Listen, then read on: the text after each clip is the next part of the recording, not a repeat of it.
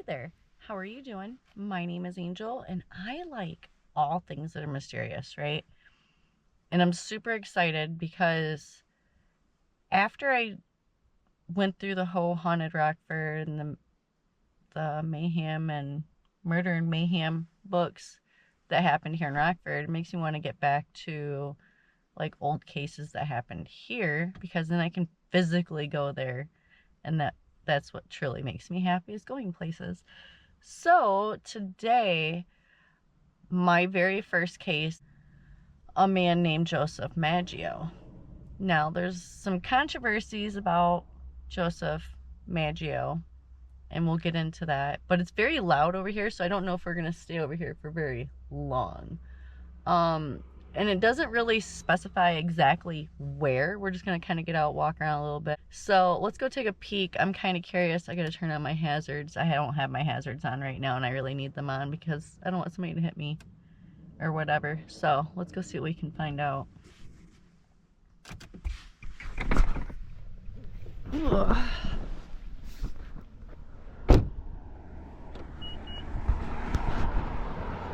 First things first, they must have had a bunch of storms over here too. But see, this is what I'm talking about. Like, there's nothing really over here. Like, there's some houses over there, right? But it's a very busy intersection over here. So it brings us to the very beginning of this. Oh, thank you for letting me know that I've arrived where I said I wanted to go. So anyways, it is very loud out here. But maybe it won't be loud at the next spot. It's gonna be too loud. I kind of knew that was gonna happen. It's like, man, it's really busy. This is one of the busiest roads here. So there's that. But I don't really understand if the story started here, where exactly here was. So there's that. I think that guy was going to ask me if I needed help. I don't need help. Actually, I do need help. Do you know anything about what happened to Joesph Maggio and why he was found dead here? That'd be helpful, right? A guy just stopped and was going to ask me if I wanted any help. I don't need no help. I mean, I do need help. I need to find out what happened to Joesph Maggio. So anyways, let's go to the next spot. I feel like it'll be quieter there. So I'll see you there. I have been around this cemetery like 3 times now. I can't find this man's headstone. He had a headstone. It's black. It has his last name Maggio on it, but I can't find it. But I did find this really cool Jesus statue with a water fountain. I couldn't find this, and this ain't even that big of a cemetery. I think Greenwood's way bigger, and I found all kinds of stuff there. You know, the one thing I did find here that I didn't fathom I would see or thought about I would see was Joey Didier's headstone. No, he had a marker. Let me be real. He had a marker. Joey Didier is a story I did a long time ago. It's about a kid that lived here that was kidnapped and killed in a very horrific way. But I got to go pay my respects to him finally. That makes me feel really good. Even though they supposedly have closure on his story and everything, but it's pretty cold outside today. I really thought this was cool. And I'm really sad because I was like, oh, I can go find his marker. It was really busy at the other place. Here it's not, but the problem is it's not even that big of a cemetery. I don't understand. Honestly, it should have been like, and the fact that I know what it looks like. That's the kicker, is I know what it looks like. It's a black headstone and it says Maggio. And there's like an angel on it. I think that would stick out to me. No, it's pretty damn cold out today. It was freezing and all the water outside froze. Alright, well, here I go. I'm going to go one more last look right over there because I see some black headstones and maybe I didn't see them very good, and I'm going to go look one more time. So I was not able to find Joesph Maggio's headstone. Yeah, I went and looked. It wasn't over there. I went and looked all over there. I spent like an hour over there looking for that. And the only thing I found was Joey Didier's marker. Which, that kind of gives me closure because he did his story like almost 3 years ago or something like that. So, I don't know. But anyways, April 6th, 1980, a man is found slumped in the backseat of his car, shot once in the head. His name was Joesph Maggio, and for decades, his murder has remained an unsolved piece of Rockford's dark past. Joesph J. Maggio wasn't just another victim of violence. At the time of his death, Maggio was rumored to be a member of the Rockford mob, a quiet but powerful branch of the Chicago outfit that operated in northern Illinois. He was known to local and federal authorities, and some believed he wanted out of the life, or, at the very least, disagreed with the direction it was heading. On April 6, 1980, deputies with the Winnebago County Sheriff's Office found Joesph Maggio in his car on Safford Road, which is where we originally were. It was on Safford Road, Meridian. Meridian was the really busy road. He had been shot once in the side of the head at close range with a 6.35 millimeter bullet. That doesn't make... Okay, anyways. There were no signs of struggle, no signs of theft, just a clean execution. The message was clear. This wasn't random. Someone wanted Maggio dead, and they wanted it done quietly. Remember, I made that comment. I was like, there's nothing out here. Like, there's a couple houses. We'll get into all that. That's all going to unfold, too. Authorities quickly began looking at possible motives. One theory pointed to Maggio's opposition to La Cosa Nostra's involvement in narcotics trafficking. FBI reports at the time suggested Maggio had spoken out against using drug money to fund mob operations in Rockford. More on that later. That kind of dissent in the world of organized crime can be a death sentence. The Rockford mob had long been a shadowy presence in the region, operating gambling, loan sharking, and other rackets with minimal media attention. Well, this is back in the early 80s. There wasn't a lot of media to begin with. Anyways, but Maggio's murder changed that. Some believe the order came from higher up in the chain, possibly even from Chicago. Others suspect local rivals who saw Maggio as a threat to their influence. Despite rumors and confidential informants pointing fingers, no one was ever charged. Over 40 years later, the murder of Joesph Maggio remains a cold case.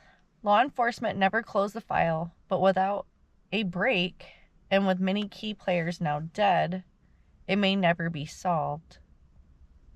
Yet the story still matters, because in every unsolved crime lies a truth, one that someone somewhere still remembers. We are going to dive into some stuff that I was reading about, though. So, we're going to start with this news article. I'm actually going to screenshot it so I can show you guys. Hold on. Crime Stoppers is continuing to seek information on unsolved murders in our community.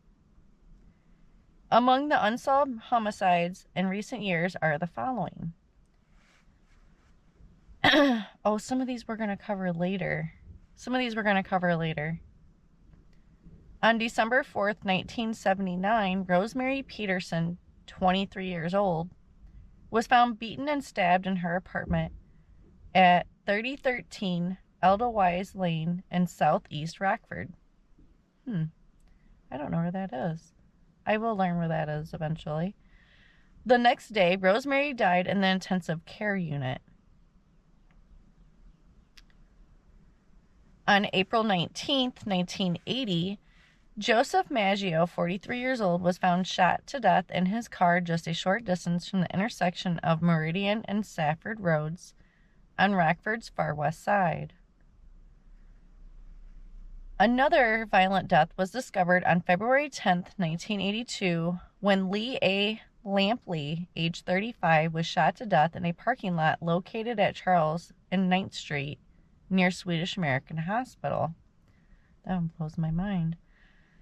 Anyway, still another shooting death took place when Robert Lee Simmons was shot and killed on April 8, 1982 in a parking lot behind 3912 Preston Street.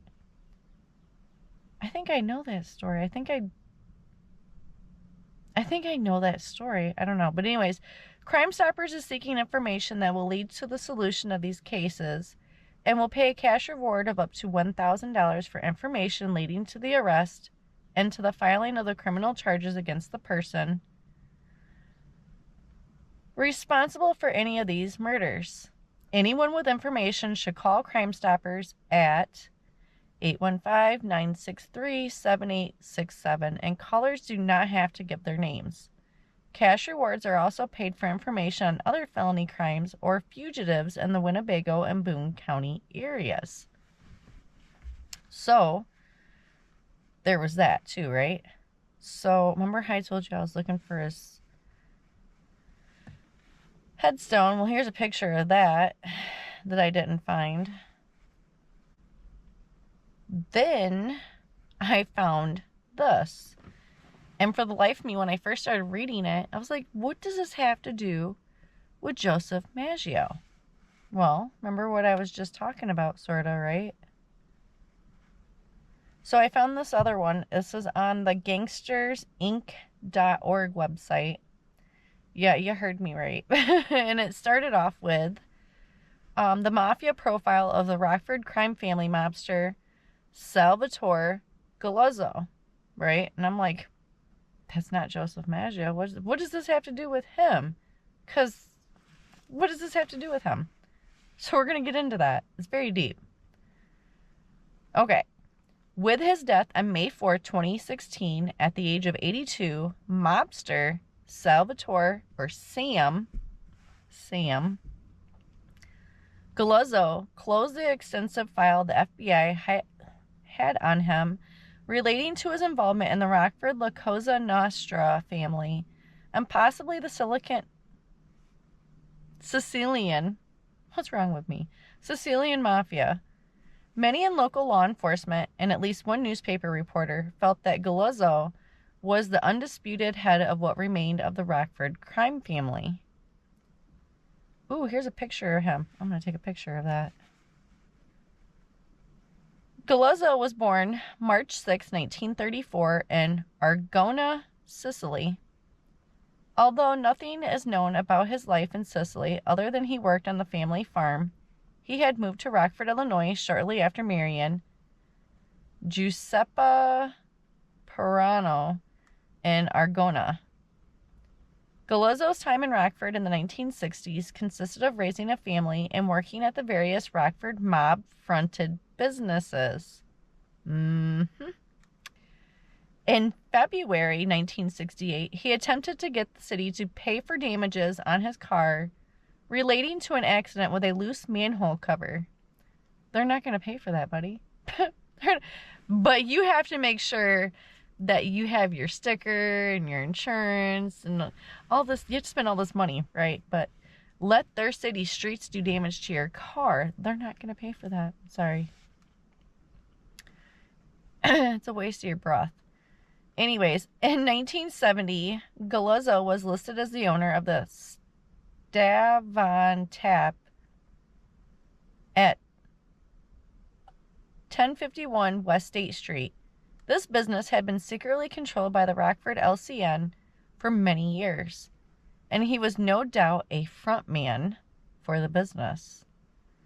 Before Galuzzo owned it, Rockford LCN Capo Charles Vince secretly held the liquor license in his wife's name and transferred it to who? Galuzzo. I'm loving this. This is deep.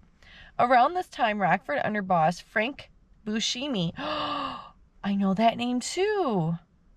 Why does that name sound familiar? That's probably going to come up in here. I'm spitting on myself. But anyways, Frank Buscemi was bringing many Sicilians into the Rockford area to help strengthen the family, according to the Rockford police detectives. A later FBI file on Buscemi stated, Buscemi is a long-time ranking LCN figure in the Rockford, Illinois LCN group. Buscemi has personally stated that he has sponsored in excess of 20 Sicilian immigrants into the United States and has obvious close involvement with numerous pizza restaurants owned and or operated by recent Sicilian immigrants. Two of Galuzzo's brothers, Natalie, his name is Natalie, and Michelle. Hold up here. Two of Galuzzo's brothers, Natalie and Michelle, anyways, immigrated to Rockford around 1970, as well as a brother-in-law, Salvatore Camo. These names. God, you guys just love throwing them to me.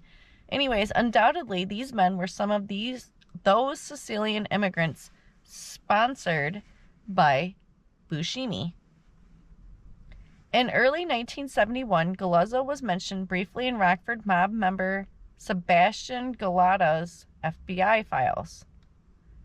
The Bureau reported that Galuzzo had bought Galata's house at 403 to 405 South 3rd Street. Hold up. In the area near downtown Rockford, but that was a rental property for him, as he had been noted as living on the east side of Rockford, not far from Rockford mob underboss Frank Buscemi later that year. Holy crap. Anyways, on December 19th, 1971, Galuzzo was arrested for the first time in Rockford on an aggravated assault charge when he threatened Wayne R. Fisher, 23, of 517 West State Street with a gun over back rent. Galuzzo was released on $3,500 bond and was only given a fine in this case. Hold up. Okay.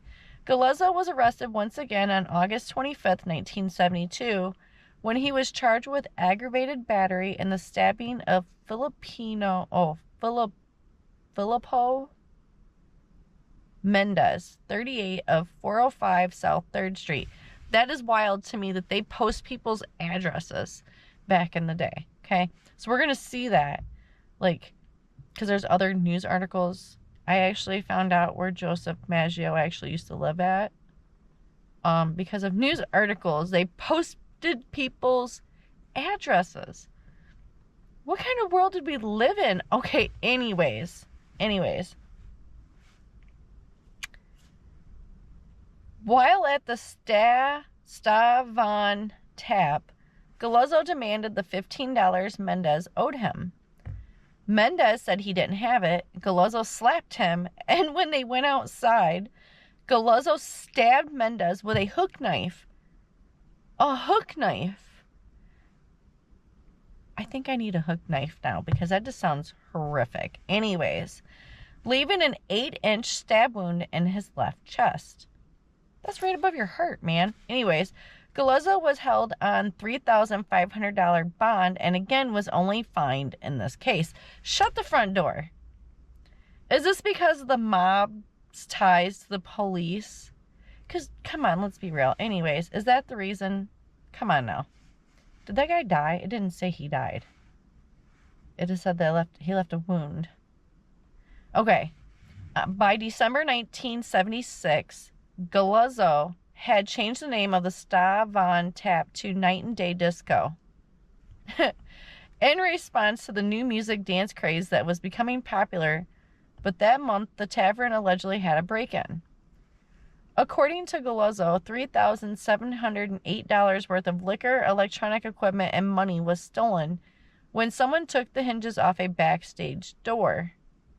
On February 5th, 1979, an arson attempt at the Night and Day day disco was quickly put out by Rockford firefighters. However, another attempt on February 12th, Jesus Christ, they didn't give it no time. They weren't waiting. Attempt on February 12th destroyed the tavern. Investigators said several plastic containers containing a flammable liquid were found inside the vacant apartments above the tavern, but no one was arrested for this. It's because of the ties, I'm telling you. They could have had... Anyways, it's all speculation on my part, right? It's all alleged. I'm not saying anything. I'm also not trying to have people come after me. It's all alleged. It's all speculation, okay? But I'm just speculating. Looks pretty incriminating. I'm just saying. This is something else. Anyways, Galuzzo sued the insurance company for $201,778.21. Really? You really had to include that 21 cents, right? Couldn't just round it up. Anyways, and damages, which included a $50,000 policy that he signed on March 30th, 1978. Hold on. It wasn't even a year after he signed it.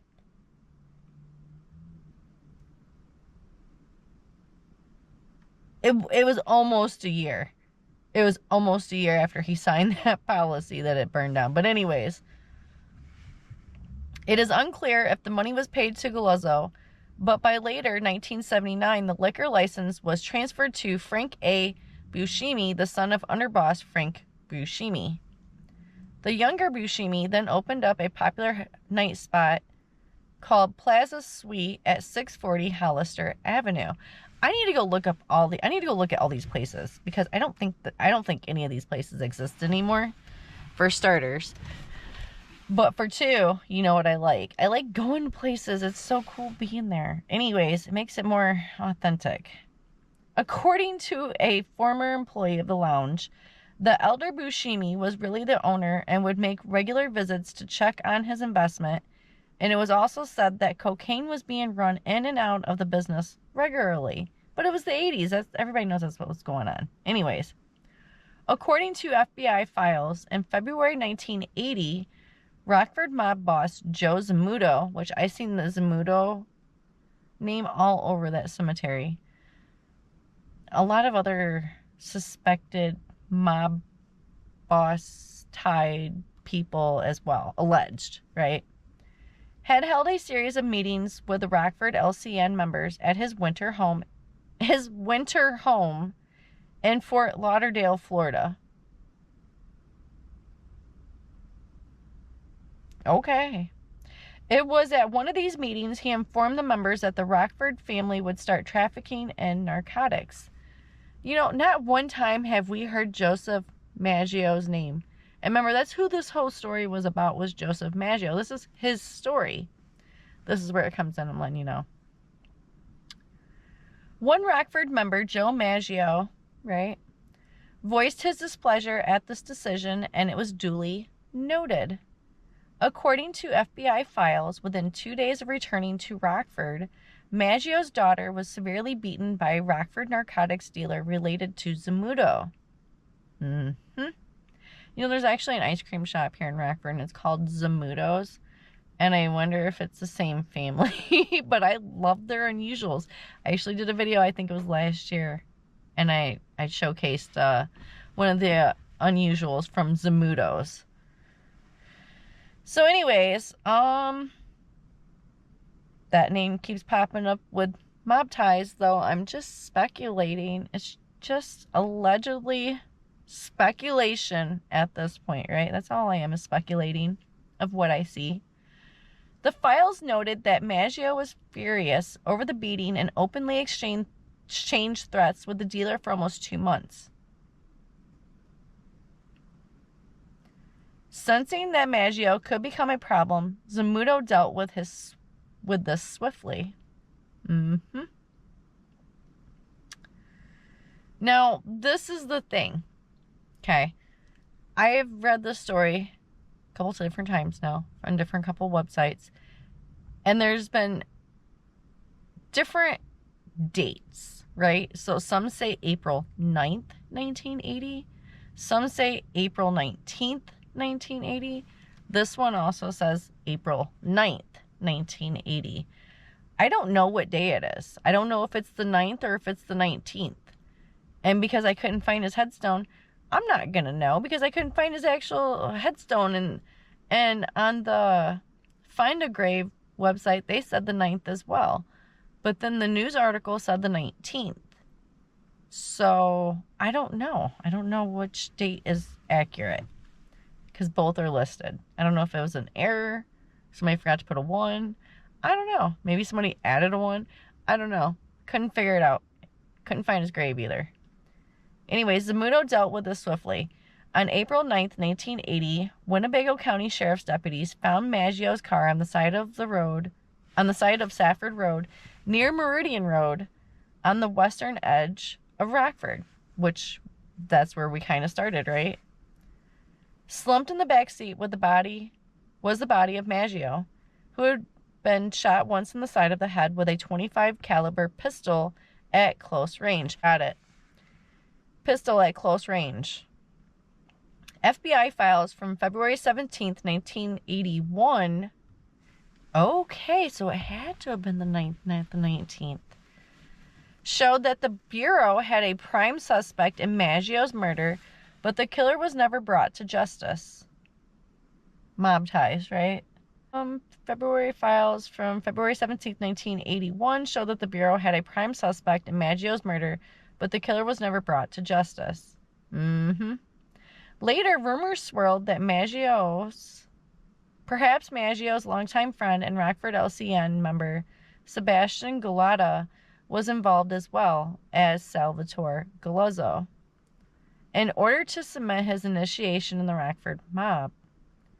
In January 1983, that's the month and year I was born, Galuzzo was the owner of record of the lounge Play It Again Sam's at 1600 South Bow School Road in Cherry Valley, Illinois, and although the name of the business would change over the years, it would be under heavy surveillance by the FBI in regards to Rockford LCN meetings and narcotics distribution. On March 4th, 1984, the Rockford Register-Star newspaper landed on people's front doorsteps with an explosive and lengthy article on the history of the Rockford mob. Murders, extortion, shady business deals, and other crimes were played out in the newspaper that caused both intrigue and embarrassment for the Rockford Italian community. The reporters for the article used FBI files, interviews, and detailed Rockford police reports on the various Rockford mob members to write the story. It was in this article that it was stated, according to the police reports, Galuzzo was identified as a Rockford mob soldier. The article also stated that underboss Frank Buscemi was involved in the pizza business with Galuzzo and the Comos. I'm sure I said their name wrong. Their family that had come to Rockford from Argona, Sicily around 1970. Interestingly, soon after the article came out, the Rockford police reports on the Rockford LCN were destroyed. Even later still, in a 2005 interview as to why this was done, Rockford Police Chief Detective Dominic Ispero admitted he was involved in the destruction of the files, but stated it was part of a national effort to purge documents that were not related to specific people and specific crimes. Why does that sound suspicious? Just saying. Since we're going to keep throwing out hard words. I can't say hard. I just have problems with S's. But anyways, the mob file purging, however, was done without the knowledge of then Rockford Police Chief William Fitzpatrick, who said he would have objected to destroying the files. Well, no kidding. That's evidence. Why are you destroying evidence? As far back as 1983, it's a wonderful year. That's the year I was born. That's why we started here. Okay? I couldn't understand why it took me back to 1980 for us to end up in 1983. This is because it was an ongoing story, okay? And there's a lot involved here. There's also other stories. We're not done. Why I'm talking like we're done or something. It says as far back as 1983, Rockford underboss Frank Buscemi was being investigated by the FBI for his involvement in a narcotics ring that tied into another investigation in Boston, Massachusetts. As the Bureau delved deeper into Buscemi's involvement in this, it was discovered just how far-reaching this ring was, and that it included the Rockford mob's relatively recent Sicilian immigrants. Numerous calls from Buscemi to Buffalo, Boston, Springfield, Illinois, Sicily, Australia, Milwaukee, and Chicago were all noted by the Bureau. Salvatore Galuzzo was mentioned in Buscemi's April 15, 1986 FBI file as an individual who was involved in a large-scale heroin trafficking organization, one portion of which is based in Rockford, Illinois, United States of America. These Sicilians were importing and distributing heroin and cocaine through various mob-fronted businesses in and around the Rockford area. Others mentioned in this file as being involved, besides Buscemi and Galuzzo, were Salvatore Di Giacomo, Libertino Bino Cimernero, and Ray Zamuto. There's that name again. This narcotics ring was ultimately tied into the Iron Tower 2 case in 1988, which saw more than 200 people arrested in Buffalo, Baltimore, Miami, Newark, Philadelphia, San Francisco, Palermo.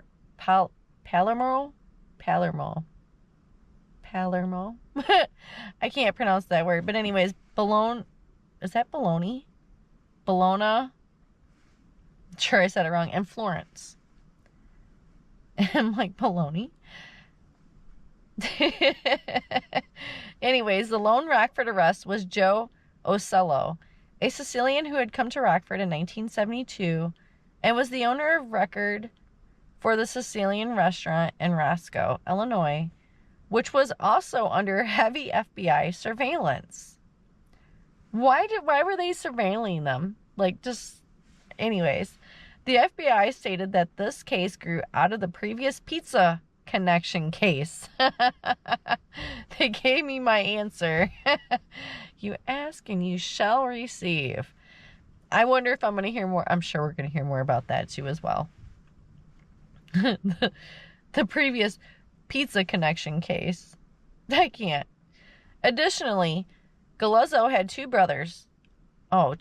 brothers-in-law that were living in Belgium and Germany at the time. Alfonso Di Giacomo and Petro Di Giacomo. God, their name is tongue-tier. Whom Galuzzo kept in contact with, as well as his brother, Venancio Galuzzo, who lived in Germany. With Frank Buscemi's 1980s FBI files, the Bureau noted that the interest in an entry made by the OCIS Boston Division regarding Antonio Di Giacomo, who was murdered in approximately 1977. It stated that prior to his murder, Di Giacomo resided in Argona, Sicily.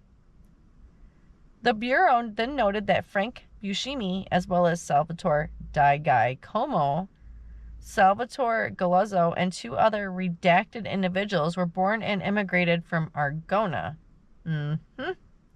Again, it is noteworthy that at the time in Boston, there was a capo named Biago Di Giacomo who had immigrated from Argona. Almost 24 businesses were under heavy FBI surveillance during this time, and in addition to Rockford area vending businesses, the Bureau also wanted to determine ownership and corporate officers for the following Rockford restaurants. I know all of these. They are all... I know all... I'm just looking, I'm like, dude, I know all of them. Okay. So questions come later. But that's probably going to be in that pizza video. Oh, I can't believe this. Anyways, corporate officers for the following Rockford restaurants: Cimino Pizza and Restaurant at 5435 North 2nd Street. Sam's Pizza at 2134 Charles Street. That's the better Sam's Pizza, by the way. Sam's Pizza at 1031 Harlem Road. And Little Italy at 501 East State Street. Regarding the Sam's Pizza at 1031 Harlem Road, the Rockford mob openly bared its teeth on December 18, 1983. Just a couple days before, a Little Caesars pizza store had opened up about a half-mile from Sam's Pizza. I like Little Caesars pizza. I liked it better back in the day than I do now. It's so damn dry now. It's like they put no sauce on it. It's just so dry. It's like you could probably make it yourself and it'd be better. But anyways, I like their breadsticks still, though. They'd be slacking on that, too. Slack-a-lacking. Just a couple days... Okay, we already got that. About a half-mile from Sam's Pizza. Shut up. Shut up. I can't. How petty are people? We're going to find out. In the early morning hours of the 18th, 2 bombs which were thrown through the front window exploded and did extensive damage. An April 23, 1991 FBI file on Rockford LCN member Sebastian Galata stated a source advised it was rumored that Galata and or his associates used the same type of bomb that Galata had used to bomb the Little Caesars Pizza restaurant in Loves Park, Illinois, in the mid to early 1980s to eliminate them as competition from Sam's Pizza. Shut up. The March 1984 Rockford Register-Star article had Galata pegged as the Rockford LCN's lieutenant at the time. The owners of Sam's Pizza on Harlem Road at the time were listed as brothers Alfonso and Salvatore Di Guy Como and Michelle Galuzzo, Salvatore Galuzzo's brother. Michelle? Here we go again. Anyways, on December 7th, 1987, Rockford underboss Frank Buscemi died at the age of 75. Before Buscemi passed away, 1980s FBI files still noted that Joe Zammuto was the absolute boss of the Rockford LCN and that Buscemi held the number 2 spot. However, when Buscemi died, Zammuto was already 91 years old. It seemed a turnover in the Rockford mob leadership was happening. FBI files made note that Galuzzo is a close associate of Buscemi, as well as other Sicilian immigrants involved in suspected illegal activities. Galuzzo has extensive real estate holdings, primary pizza restaurants, throughout northern Illinois.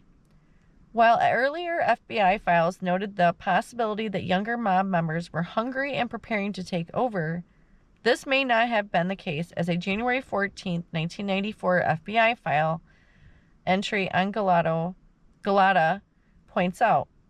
Entries in Galata's files made a statement which read in part, "For the information of legates, legal attaches, FBI offices, Bonn, Brussels, Ottawa, and Rome," captioned subject, "Galata is a suspected member enforcer of the Sicilian Mafia faction in Rockford."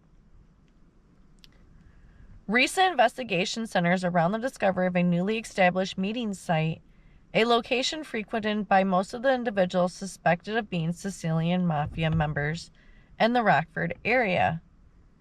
Activities consistent with gambling bookmaking, but additional details recently obtained point to these individuals' involvement in narcotics activity. Further, a March 1987 FBI file regarding Galuzzo stated, Title III coverage to date has confirmed that Salvatore Galuzzo is a Sicilian Mafia member. The Bureau never made clear if Rockford was under the umbrella of the Chicago outfit or was part of a Sicilian Mafia cell at this time. Regarding the Sicilian connection that Galuzzo and others seemed to be a part of, the FBI stated in one of their February 1986 files, "For the information of legate Canberra, Australia. This investigation was predicted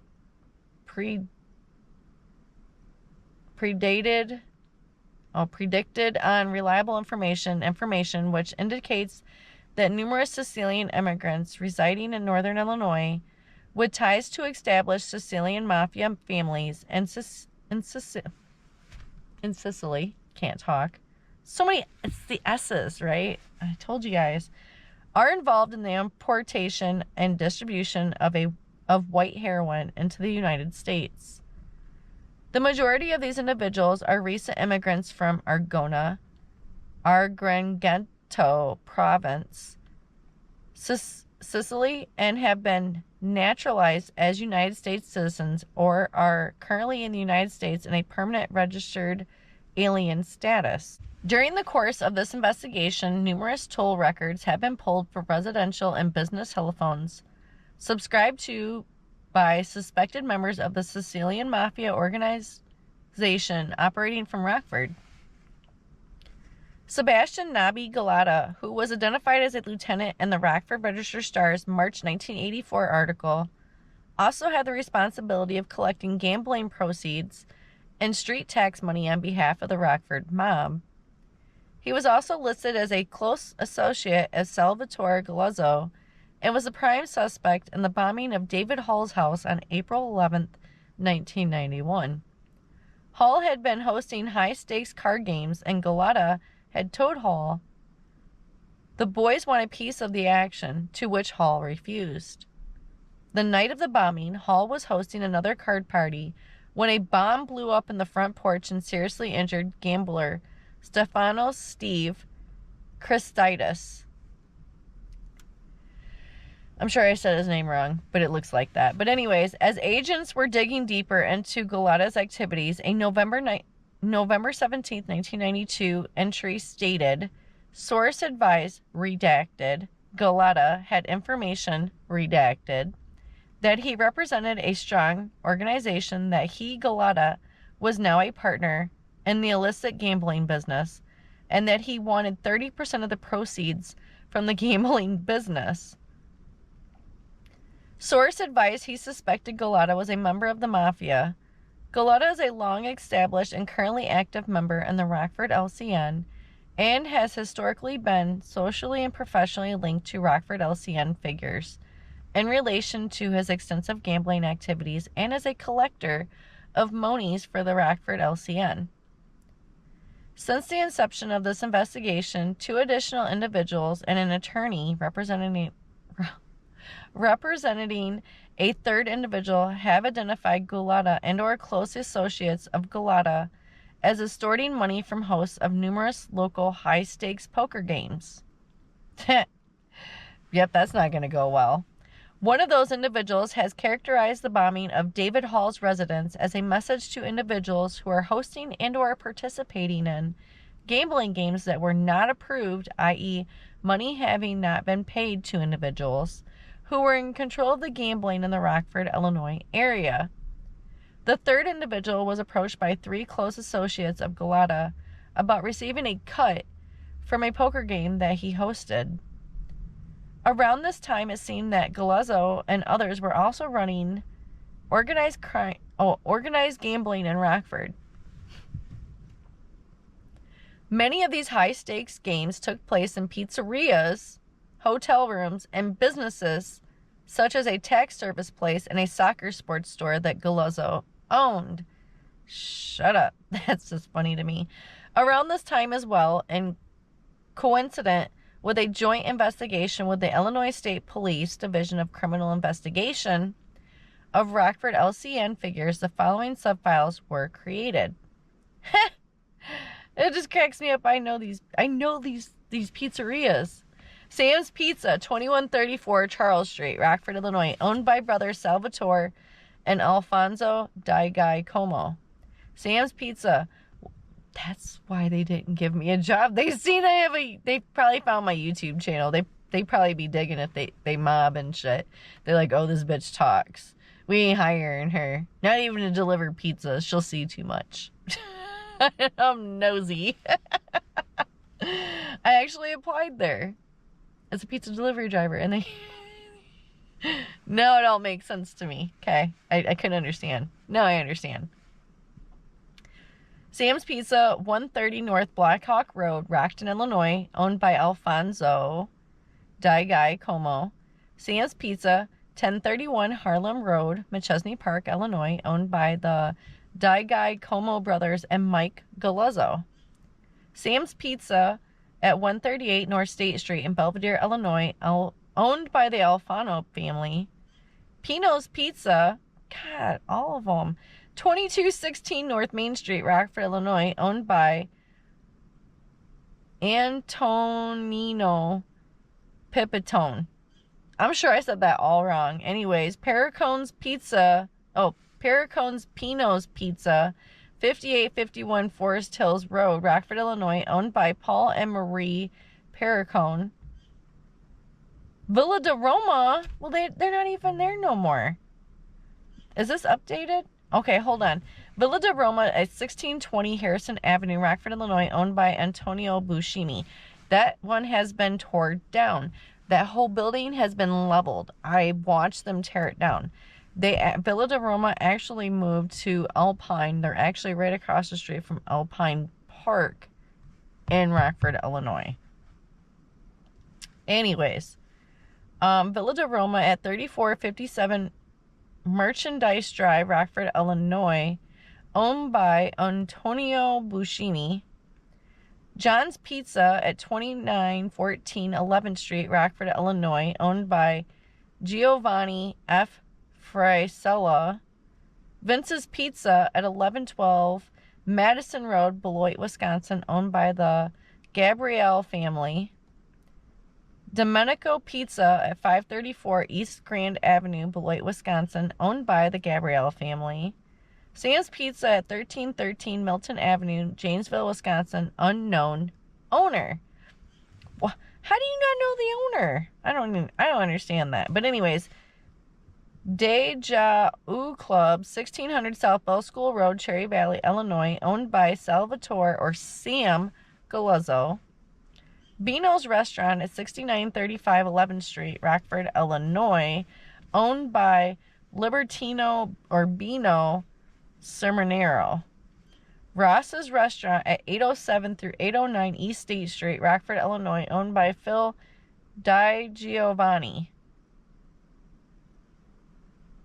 The Pizza Joint Restaurant at 2815 11th Street, Rockford, Illinois, owned by Bill Spears. So, another person that Galuzzo was also closely associated with at this time was Frank Gumba Saladino.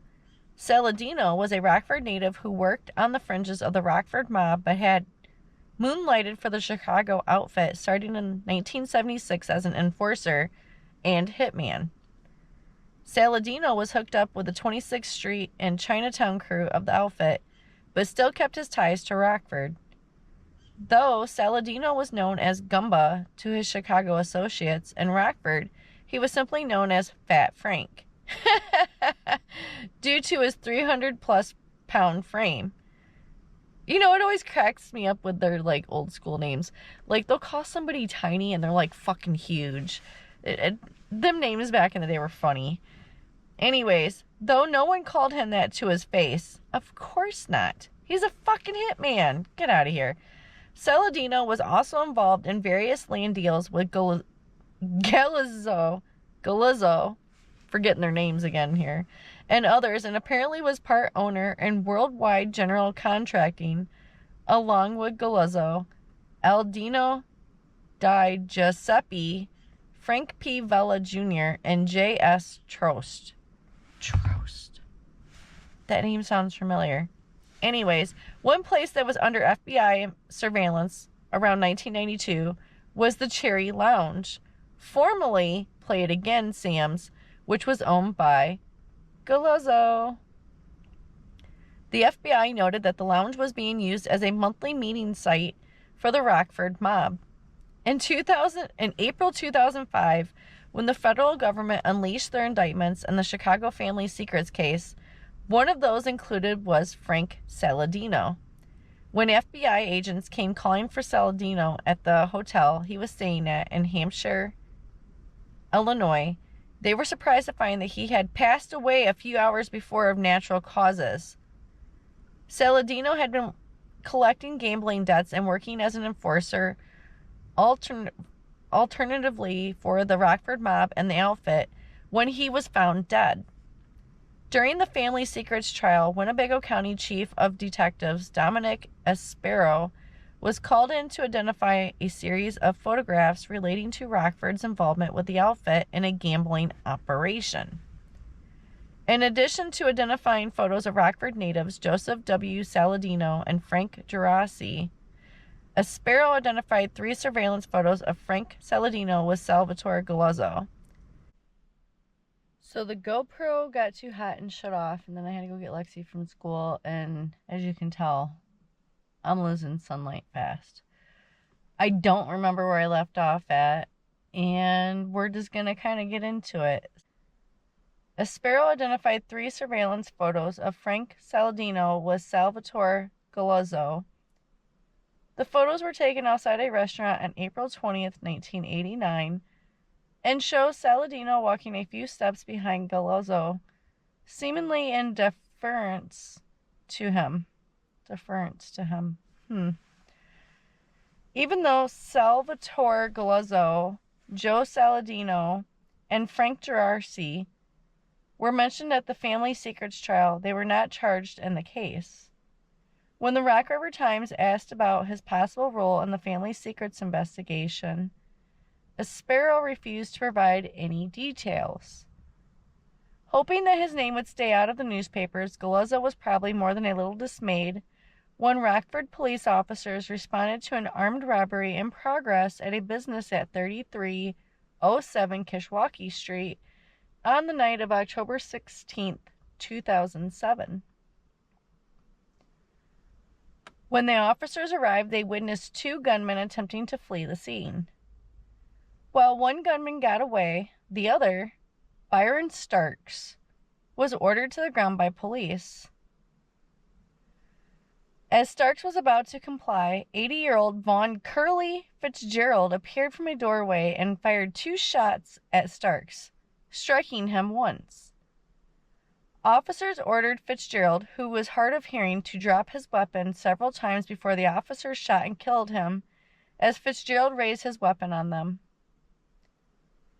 As more officers and detectives arrived on the scene, it became apparent that the gunman had robbed a high-stakes executive card game being hosted by Fitzgerald. After a short time, Rockford Regional FBI Supervisory Senior Resident Agent, holy what a fucking name, G.B. Jones was summoned to the scene, but would say nothing about any possible federal involvement. When asked why the FBI had been called in, Rockford Police Chief Chet Epperson responded, "Well, the gambling did take place, and some of the names of the individuals who were there rose some attention. There has been some investigations in the past." Fitzgerald, who had a long history of gambling going back to the 1960s, was known to rig his properties with security cameras and have gamblers be buzzed in through a door before they could participate in the card games. The other gunman, Dustin Front, was later captured and both he and Byron Starks were sentenced to lengthy prison terms while no gamblers were prosecuted. Although not made public, rumors on the take from the attempted robbery were $14,000 to $20,000. Fitzgerald had been mentioned in Galata's 1980s and 1990s FBI files as someone who was paying the street tax to Galata in order to host his card games. During a 2004 gambling case against Fitzgerald, court records showed that Rockford Police Detective Jeffrey Stovall indicated the illegal card games were part of a gambling operation known as the Soccer Club. Stovall's affidavit, there we go, also reported a confidential source identified brothers Salvatore and Natalie Galuzzo to be running the soccer club. We just keep hearing these names and how much shit they're being into, right? Holy. Especially pizza places, like legit every pizza place here was run by somebody with ties to the mob. Is it like that in your city too, or is it just like that here? Anyways, I'm just saying. Oh, allegedly. And I'm just speculating, remember? The October 2007 gambling party. Oh, hold on, we already read that. The soccer club gambling operation took its name from the soccer club store where gambling was said to occur as far back as 1994, according to the FBI, and was also owned by the Galuzzo brothers. According to FBI files, just one of many floating card games would occur here and was described as such. The source stated that, redacted, run a $40 limit poker game out of the soccer club and host games several days a week. The source believes that most of the major gamblers in Rockford attend games at the soccer club. The source stated that the soccer club is located on East State Street, behind a 7-Eleven or a stop and go next to Luigi's restaurant. And to tie this all in even further, Luigi's restaurant was owned by the Angelo, good God, Di Sakata family. I'm sure I said the name wrong. Angelo's wife was a Morale, and her sister had married Mike Galuzzo, a brother to Salvatore and Natalie. Describing the 20-40 game that occurred at the soccer club, the source stated that some of the players at this game dropped $5,000 to $6,000 per session. Additionally, the source stated that bookmaking occurred at these locations and described that businesses as such. The source stated that some bookies in Rockford, Illinois, handle as little as a few $1,000s a week, while others handle as much as $70,000 to $80,000 a week. That is insane. Natalie, I wonder what's going on now that they got the Hard Rock Casino here. How is that going to affect the mob here? Because Lord knows they're not gone. That's stupid. That's why I said allegedly, right? And I'm just speculating. I'm not saying they did any. I'm just curious. Just a curious cat. Anyways, Natalie Galuzzo had come to Rockford around 1970 and has operated Jerry's Pizza since 1978. Natalie had her own run-ins. Oh, my bad. Natalie had his own run-ins with the law as well. A July 1975 arrest for firing a .38 caliber pistol during a disturbance at the In Crowd Tavern he owned brought only a modest fine. They just keep getting only fines. It's because of the ties. But anyways, I mean, throw your girl a rope here. I mean, you guys got ties and stuff. Throw your girl a rope. I could use a job. Anyways, an August 1982 charge on torching a house he owned was dropped the following year.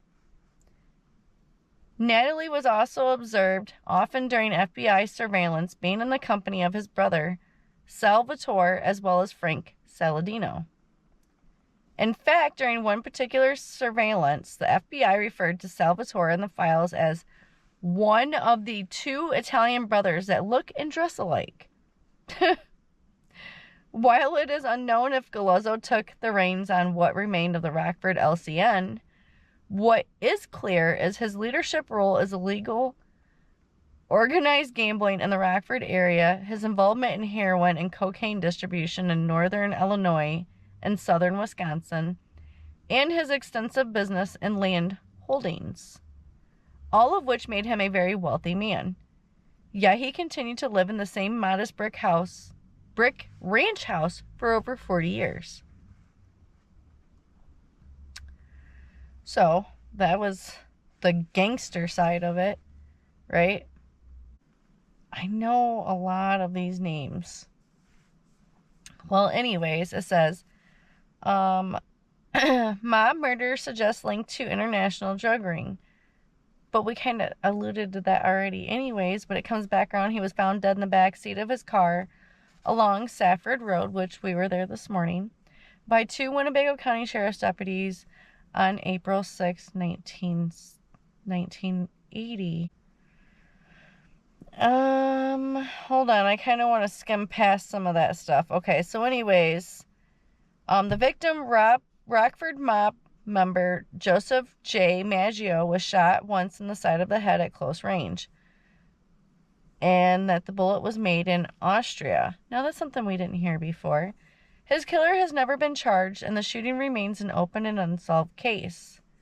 However, according to Maggio's extensive FBI file, a prime suspect was identified by unknown sources, and the motive for his killing was a result of his objection to LCN, La Cosa Nostra, or Mafia, entry into the narcotics business in Rockford. But we already know all that. So anyways, yep, and then in the 1970s and 1980s, they talked about the pizza connection we're going to learn about eventually. Yeah, see, this is just, once again, talking about the same thing we've talked about before. Yeah, see, it says less than 2 months before Maggio was killed, he and other mafia members met several times. But in Fort Lauderdale, remember, it was Zamuto's house. And then I was talking about the Zamuto's ice cream place and how I go there and get an unusual. My favorite is the blue raspberry with vanilla ice cream. But anyways, yeah, it just kind of goes back over all the stuff yet again that we've already covered, especially the mob section. Like, that was a lot. So what I'm going to end this with, though, is this. So, if you have any information about the murder of Joesph Maggio, contact the Winnebago County Sheriff's Department. Justice delayed is not always justice denied. And I really thought that was really great. Anyways, we are to that point of the story that, I get to reflect on. I do believe that because there was a lot of mob ties, that person will never be brought to justice. I'm sure they do know who it was, and that's just kind of how it is. The money talks and bullshit walks kind of scenario. But anyways, and how power leads the world. But anyways, it's just speculation, and it's all alleged, unless it was from court, like they've been prosecuted for several things, but they only got fined. Anyways, I feel like that was just a waste of time on everybody's hands. But anyways, I hope that you have a good rest of your day today. And you know what? If you like this video, go ahead and give me a thumbs up. If you would like to see more videos like this, go ahead and subscribe. And as always, I appreciate you so much for taking the time to watch my video. And I hope you have a great rest of your day, and I'll see you in the next one. Bye.